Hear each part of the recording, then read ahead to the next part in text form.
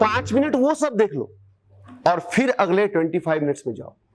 आप यकीन नहीं मानोगे, you just apply this formula, आप देखोगे कि 25-25 मिनट के अंदर आपने दिन भर में कितना सारा पढ़ लिया, वो भी फोकस्ड माइंड के साथ।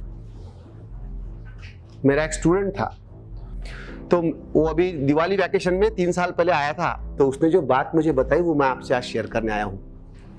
उसने बताया, सर सिंपल सा टेक्निक था, टीचर्स तो सभी अच्छे ही होते हैं, पढ़ाने वाले टीचर्स अच्छे ही होते हैं, जो इस डायस पे चढ़ता है ना बेटा, इस डायस पे चढ़कर जो आपको पढ़ाने की हिम्मत जुटाता है, वो बंदा आपसे 100 टाइम्स अच्छा है। उसके पास कुछ है तभी देने के लिए यहां पे खड़ा हो सकता है, दूसरा आदमी यहां पे आके खड़ा होकर बात नहीं कर सकता है। तो आपका जो टीचर है, आपका जो मेंटर है, आपका जो गुरु है, उसके पास बहुत कुछ है देने के लिए। टीचर बदल के नॉलेज का क्वालिटी नहीं बदलेगा, ध्यान रखना मेरी बात। क्लास बदल के नॉलेज का क्वालिटी नहीं बदलेगा, टीचर बदल के नॉलेज की क्वालिटी नहीं बदलेगी। क्वालिटी बदलेगी आपकी तब जब आप टीचर के दिए हुए ज्ञान को रिकैप करोगे। It is very important process. और उसने मुझे वही सिखाई की आम्हाला जर सरांनी फोर्स शिकवलं, समजा आज वर्गात फोर्स चॅप्टर झाला किंवा फोर्स पॉइंटवर समजून सांगितलं की फोर्स कशाला म्हणतात, तो हम वो तुरंत उसके बाद लाइब्रेरी में चले जाते थे और लाइब्रेरी में जाके 2-3 ऑथर की लिखी हुई बुक्स फिजिक्स की, उसमें से फोर्स निकालते थे। ये ऑथर फोर्स के बारे में कैसा कैसा बता रहा है, ये ऑथर कैसे कैसे बता रहा है, ये ऑथर कैसे कैसे बता रहा है, और मेरे सर ने कैसे कैसे बताया। 4 रेफरेंस मिल गए, फोर्स की तैयारी पूरी हो गई। उसके बाद हम जाके बैग रूम पे डाल देते थे और आधा घंटा एंजॉय करते थे। लेकिन उसके बाद जिंदगी में किसी ने भी फोर्स के बारे में पूछा तो अपने पास 20 मिनट्स का मटेरियल रेडी रहता था सर, फोर्स की ओर बोलने के लिए। कितने मिनट का? 20 मिनट्स का। तो आपके जिंदगी को संवारने वाली कोई चीज है तो वो है लाइब्रेरी।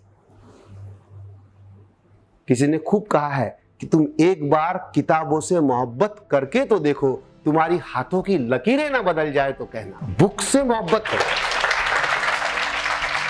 और हमारा प्रॉब्लम यह है कि हमको बुक्स अच्छे ही नहीं लगते।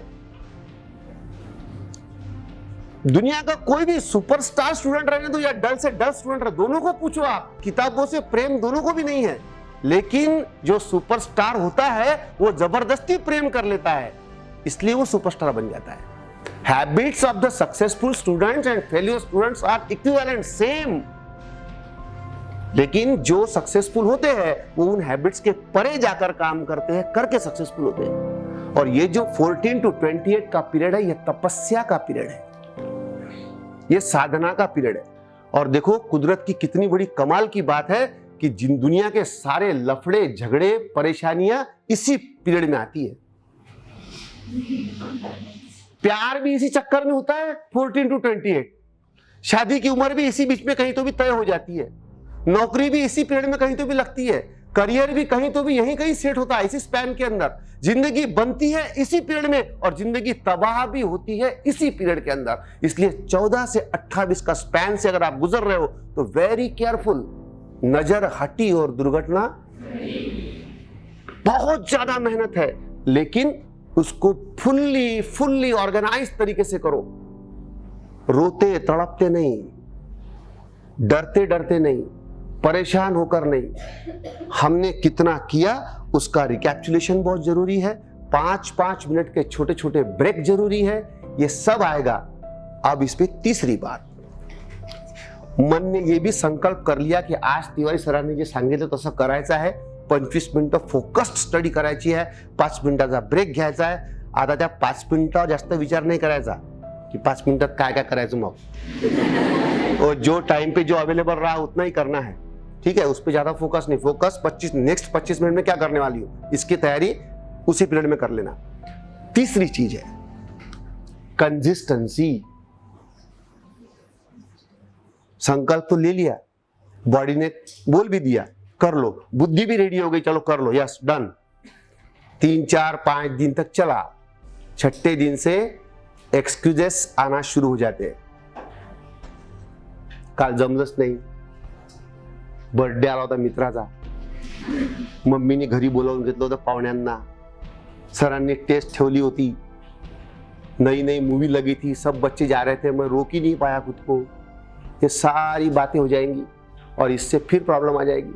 इसलिए कंसिस्टेंसी बहुत जरूरी है। भगवत गीता के अंदर अर्जुन को भगवान कृष्ण समझाते हैं बार बार कि देख अर्जुन, ये इतना बड़ा कुरुक्षेत्र में सब तेरे दुश्मन तेरे सामने खड़े, सबको मारना है क्योंकि इन्होंने तेरे साथ अन्याय किया है और मैं इनको समझाकर भी आया, लेकिन ये मानने को तैयार नहीं है। इनको मारे बिना हमको हमारा हक मिलेगा नहीं। सेम कुरुक्षेत्र में बेटा आप खड़े हो, सेम कुरुक्षेत्र है, आप अर्जुन हो और ये टीचर आपके कृष्ण है, ये सारथी है। ये सिर्फ रथ चलाएंगे, ये रथ चलाएंगे, आपको प्रिपेयर करेंगे, आपको एग्जाम सेंटर तक छोड़ देंगे। उसके बाद का युद्ध किसको करना है? आपको ही करना है।